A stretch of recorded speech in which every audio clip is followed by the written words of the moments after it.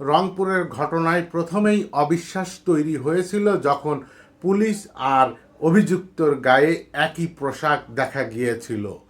এখন আবার নতুন করে বিতর্ক তৈরি হলো যে পুলিশের বক্তব্য এবং ফরেনসিকের বক্তব্যের পার্থক্য হওয়াতে, যে রংপুরের ঘটনায় পুলিশের দেওয়া বক্তব্য প্রত্যাখ্যান করেছেন রংপুর জেলা স্কুলের সাবেক ও বর্তমান শিক্ষক, শিক্ষার্থী এবং বিশিষ্টজনরা। তাদের অভিযোগ যে দুই যুবককে গ্রেপ্তার করে 4 হত্যাকাণ্ডের মূল আসামি হিসেবে দেখানোর চেষ্টা করেছে পুলিশ।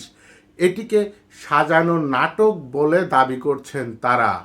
পুলিশের বক্তব্য যে বাসার ছাদে ইয়াবা সেবনের সময় বাধা দেওয়ায় ওই দুই যুবক 4 জনকে শ্বাসরোধ করে হত্যা করেন। পরে তারা ওই বাসায় গোসল করেন, ফ্রিজ থেকে শসা ও খেজুর বের করে খান এবং নিজেদের ব্যবহৃত 2টি মোবাইল ফোন পানিতে ডিটারজেন্ট দিয়ে নষ্ট করে দেন। পুলিশ জানায় যে বৃহস্পতিবারের ঘটনা হলেও শুক্রবার জুম্মার নামাজের সময় পর্যন্ত তারা ওই বাসাতেই অবস্থান করেন। পুলিশের এই বক্তব্য প্রত্যাখ্যান করেছেন শিক্ষক, শিক্ষার্থী ও বিশিষ্টজনরা। তাদের দাবি যে দুই যুবক কয়েক ঘন্টার মধ্যে একই পরিবারের 4 জনকে হত্যা করে দীর্ঘ সময় ওই বাড়িতেই অবস্থান করার যে গল্প পুলিশ বলছে তা বিশ্বাসযোগ্য নয়, এটি একটি নাটক। শিক্ষক ও শিক্ষার্থীরা বলছেন যে পুলিশ কমিশনার গণপতি চক্রবর্তীর মেয়ে পার্থী চক্রবর্তীকে শ্বাসরোধের সময় তার চল ভেঙে যাওয়া এবং চোখ বের হয়ে যাওয়ার কথা বলেছেন, কিন্তু ময়নাতদন্তকারী চিকিৎসকের বক্তব্য এর সঙ্গে মেলে না।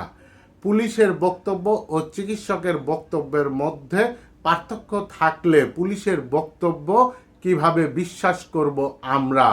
ময়নাতদন্তকারী চিকিৎসক ডক্টর বাবুল কিশোর বিশ্বাস সাংবাদিকদের বলেছেন যে পার্থী চক্রবর্তীর চল ভেঙে যাওয়ার কথা বা চোখ বের হয়ে যাওয়ার কথা বলা হয়েছে তা হয়নি, তবে তাকে শ্বাসরোধ করে হত্যা করা হয়েছে বলে প্রাথমিকভাবে মনে হচ্ছে।